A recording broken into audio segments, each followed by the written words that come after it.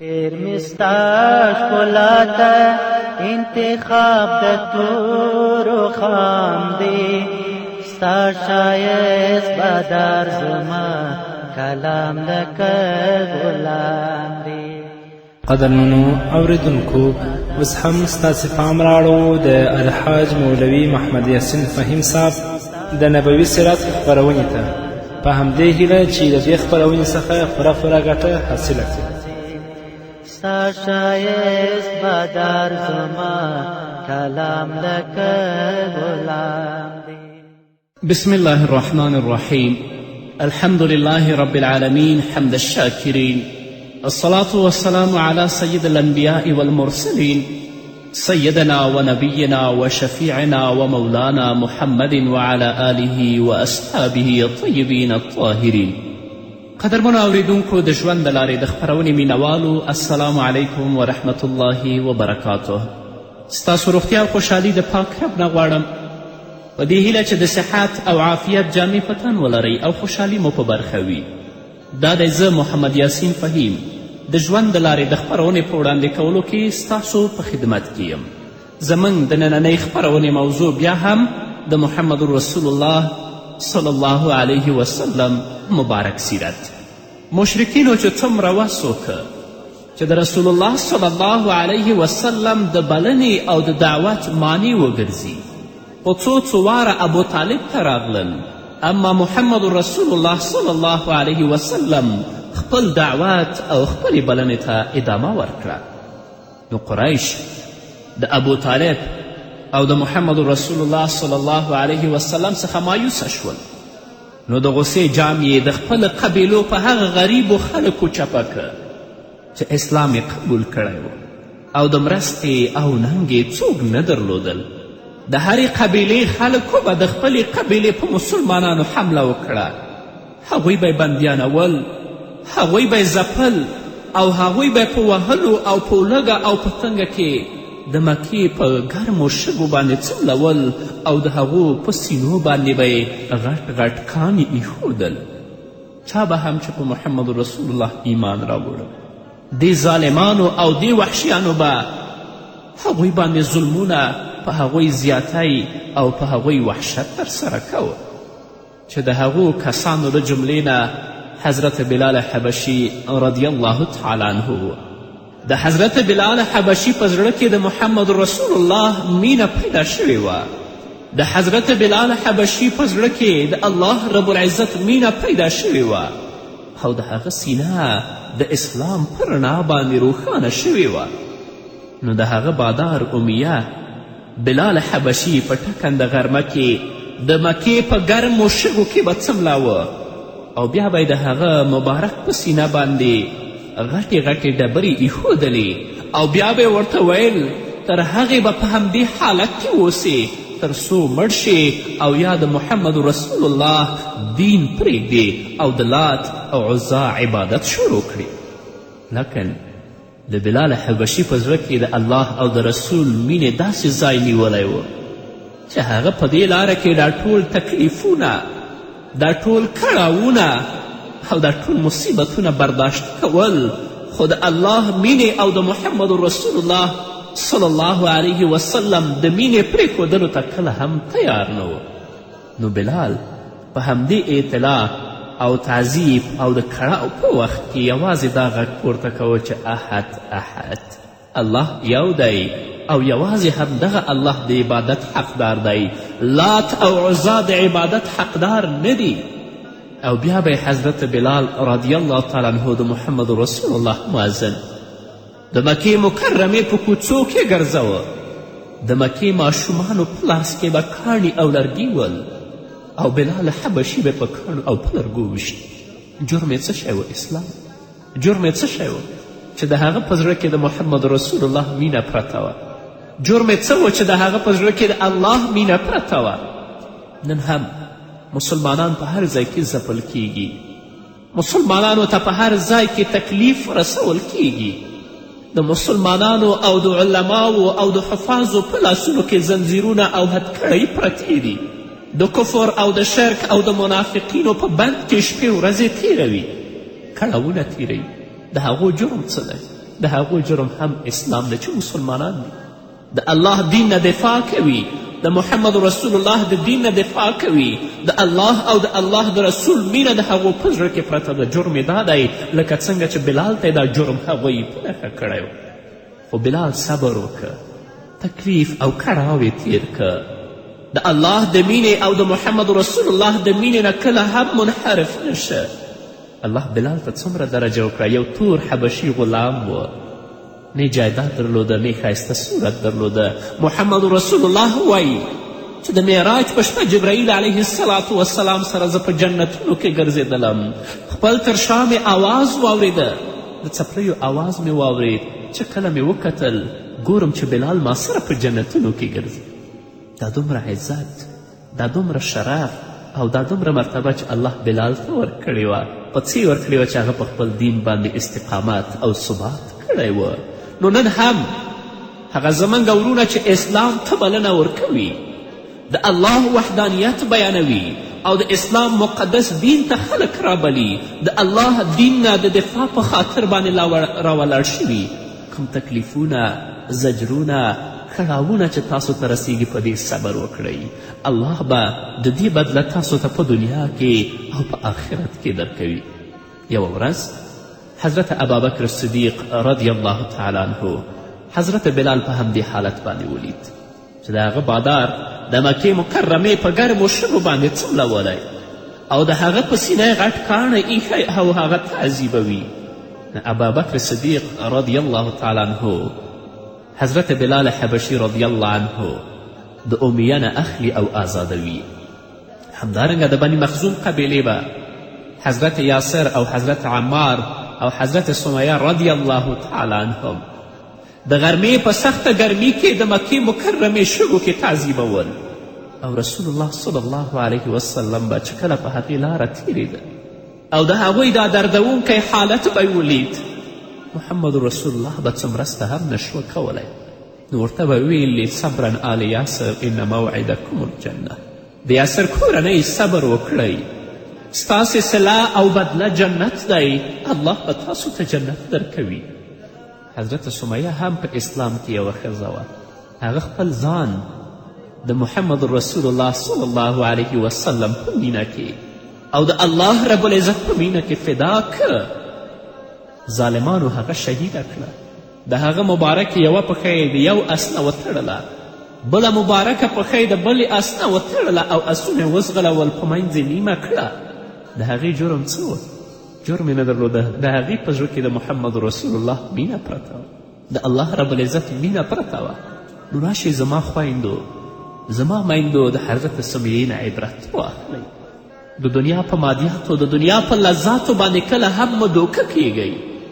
تاسو یو ور خپله جامه وګورئ چې جامه م څنګه ده، د خپل اعمال او د خپل دیانت وګورئ چې ستاسو دیانت او ستاسو اعمال او کړنې څنګه دي، او حضرت سمیه څنګه وخت تیر کړ. تاسو هم ښځې یاستئ، هغه هم ښځه وه. نو الله ته منقاد شئ، الله رب العزت ته غاړه کیږئ، تر څو چې الله رب العزت څخه په آخرت کې شرمنده نه یو. همدارنګه حضرت مصعب ابن عمیر رضی الله تعالی عنه داسې ځوان و چې د ښایست او ښکلا له پلوه د مکې مکرمې په ځوانانو کې وتلی ځوان و. مور یې ډیره مالداره او بډایه ښځه وه، تر ټولو ښکلې او قیمتي جامې به یې ورته اغوستلې. مصعب داسې ځوان و، داسې نازولی ښایسته ځوان و چې د ورځې به یې د 200 دینارو جامې اغوستلې. کله چې حضرت مصعب ابن عمیر رضی الله عنه خبر شه چې محمد رسول الله په دارالارقم کې د اسلام دعوت او تعلیم ورکوي، هلته ورغی او محمد رسول الله صلی الله علیه وسلم سره بیعت وکړه، په اسلام مشرف شه او ویې چې اشهد ان لا اله الا الله و اشهد انک رسول الله. داسې ځوان د هغه ځای نه بیرته راووت، د مور او د قوم له ویرې اسلام پټ که او په پټه پټه به محمد رسول الله ته ورته. یو ورځ عثمان بن طلحه حضرت مصعب په لمانځه ولید، نو لاړه د هغه مور او قوم یې پرې خبر که. مصعب یې ونیوه، بندي یې که او تر هغه پورې د قوم په بند کې و، تر څو چې مسلمانانو سره حبشې ته یې هجرت وکړ. د هغسې ځوان یو ورځ محمد رسول الله صلی الله علیه وسلم ناست و چې حضرت مصعب تیریږي او په ځان یې شلېدلې جامې دي. په هغو جامو کې څو ځایه پیوندونه لګېدلي دي. د محمد رسول الله صلی الله علیه وسلم مبارکو سترګو نه اوښکې راځي، ژاړي او دا وایي چې د مصعب مخکینی او هغه حالت چې لا په اسلام نه و مشرف شوی، هغه حالت ماته رایاد شو چې هغه ډیر ښایسته ځوان او نازولی ځوان و په مکې مکرمه کې چې د ورځې به یې د 200 دینارو جامې اغوستلې. او اسلام ته ګوره چې په مصعب کې څنګه بدلون او انقلاب راوستی چې نن د هغو په پښو باندې څپلۍ نشته او په ځان یې شلېدلې جامې دي. او د احد په غزوه کې چې کله حضرت مصعب بن عمیر عبدری رضی الله عنه په شهادت رسیږي، څه نشته چې مبارک دی کفن کړي. یو څادر یې دی لنډ چې سر پکې پټوي، د مبارک پښې لوڅې پاتې کیږي، او که پښې پټوي سر یې لوڅ پاتې کیږي. محمد رسول الله سر پکې پټوي او په پښو باندې ورته شنه واښه اچي. نو ته زما ځوانه وروره هم د حضرت مصعب په شان ځوان یې. د هغه ژوند وګوره، د هغه سیرت وګوره. راشي چې ځان د الله اوامرو او د محمد رسول الله اوامرو ته منقاد کړو، د هغه په سیرت روان شو، د هغه په سنتو باندې عمل وکړو. پرېږدي دا د دنیا مادیات، دا محدود ژوند دی، دا د دنیا لذات او خواهشات و فحشا و منکرات پرېږدئ. محدود ژوند دی، لنډ ژوند دی. په دې لنډ ژوند کې ځان الله ته متوجه کړئ تر څو چې الله زموږ نه راضي شي او تا ځوان ورور ته الله عزت د دنیا او آخرت په برخه کړي. نور به واورو قدرمن اورېدونکو، خو د یوې دمې نه وروسته. نن چې دې په ښکلله زیات کوم د ښکلې نوم، نن چې دې په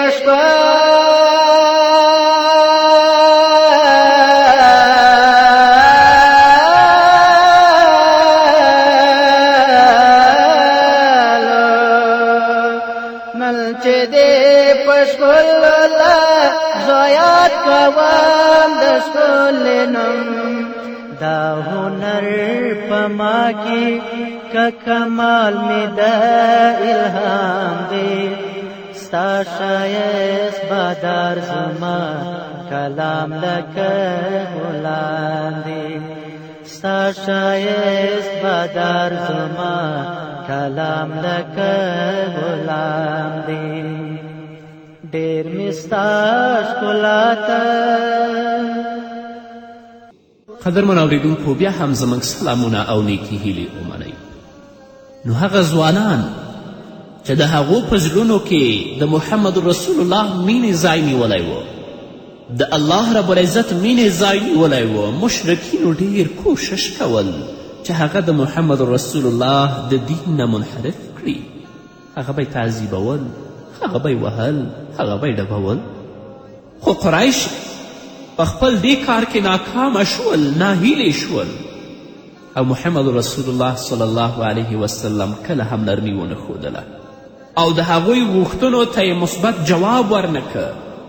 نو قریشو اوس دا کار شروع که چې د خپل هغه مشرکین ځوانان یې د محمد رسول الله صلی الله علیه وسلم په خلاف راوپارول چې تاسو محمد رسول الله ته د دروغو نسبت وکړئ او دا ورته وایي چې ته کاذب یې، العیاذ بالله، ته دروغجن یې، دا کم څه چې ته موږ ته وایې دا شعر او کهانت دی. رسول الله صلی الله علیه وسلم ته ویلې العیاذ بالله چې په تا لیونتوب دی. یوه ورځ قریش په حرم شریف کې حجر الاسود څخه راټول شول. نو په دې وخت کې محمد رسول الله صلی الله علیه وسلم د بیت الله نه طواف کوه. نو قریشو چې محمد رسول الله صلی الله علیه وسلم د طواف په حالت کې ولیده، نو په محمد رسول الله صلی الله علیه وسلم یې مسخرې کولې. رسول الله ودرید او ورته ویلې چې ای قریشو واورئ، قسم په هغه خدای چې زما روح د هغه په قبضه کې دی، هلاک به شئ.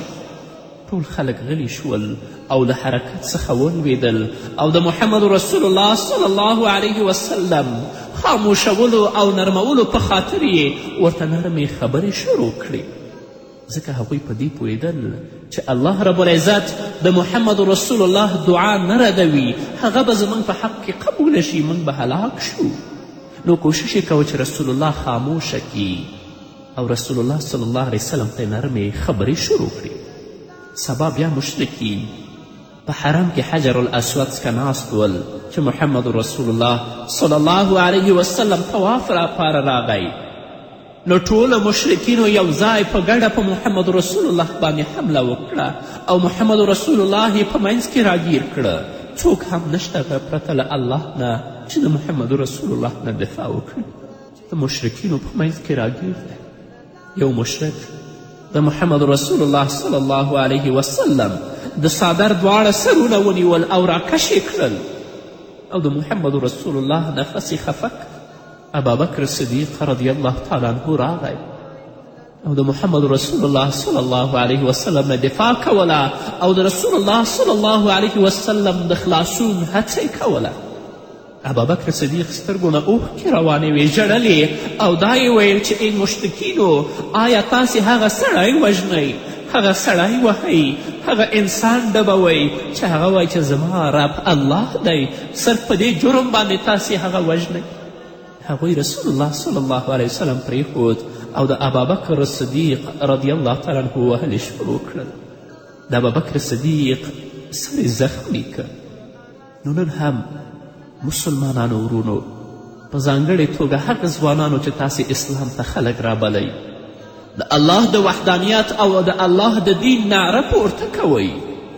که تاسو ته هر تکلیف در رسیږي، هر ستونزه در رسیږي، تاسې په هغه باندې صبر وکړئ، د الله نه استقامت او ثبات په دې لاره کې وغواړئ، خو کوشش وکړئ چې د خپل هر صالح عمل د الله د رضا لپاره وکړئ، خپل زړونو کې اخلاص او صداقت ته ځای ورکړئ.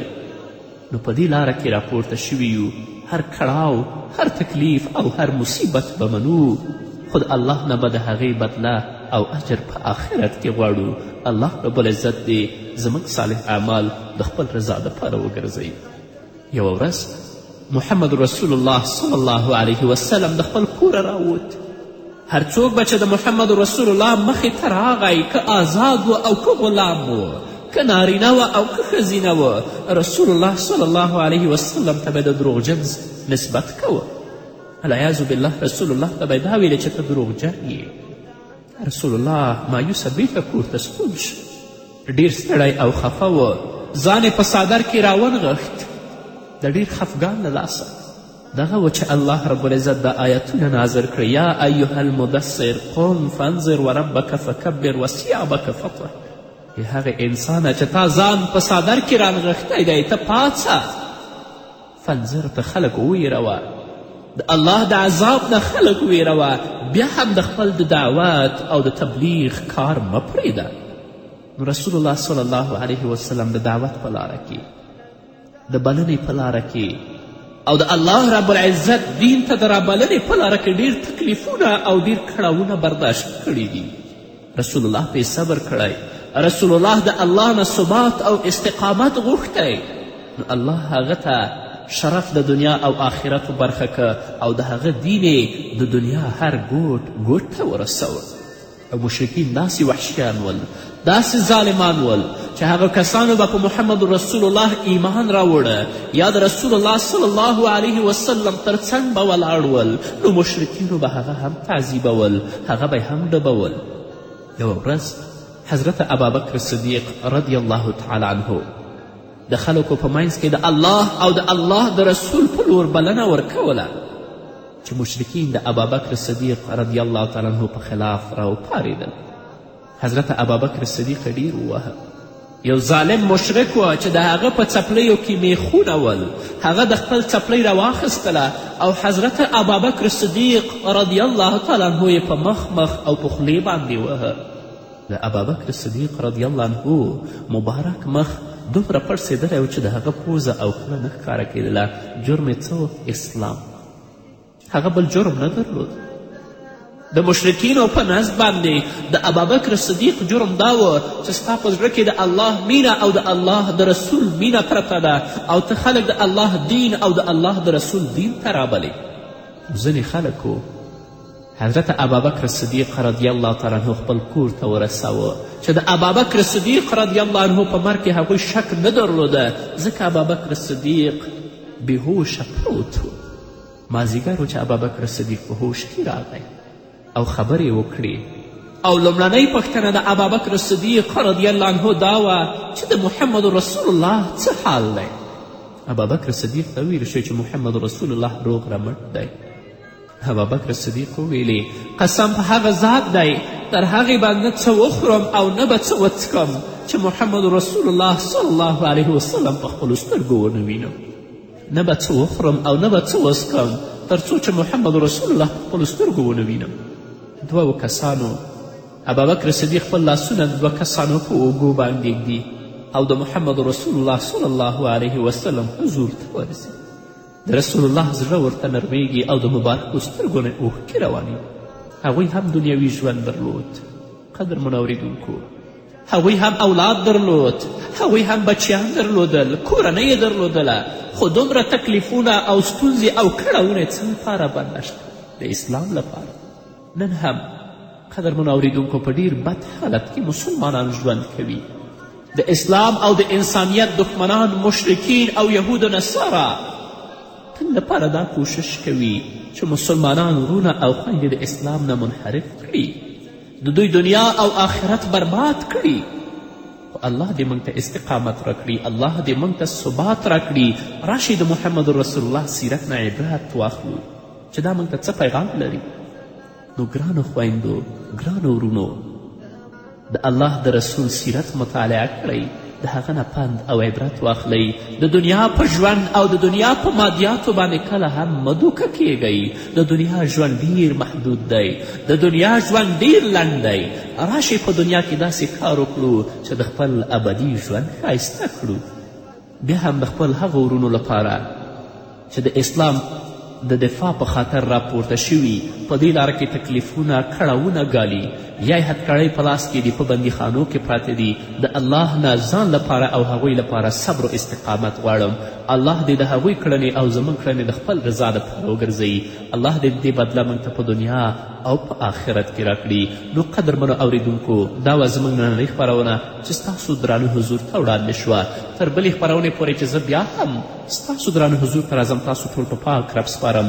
پاتې ژوند مو نیکمرغه، ښاد، بریالي او کامیاب اوسئ. تل بدی د حق پسپر دو خپل او پردی پیژندل.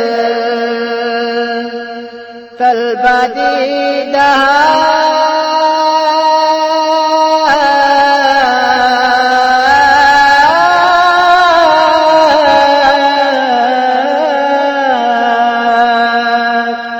تل بدی د حق پسپر دو خپل او پردی پیژندل. ندی دا ویل چې دا پردی دا می د کام دی، ستا شایست بدر زما کلام لکه غلام دی. ستا شایست بدر زما کلام لکه غلام دی. ډیر می ستا ښکلا ته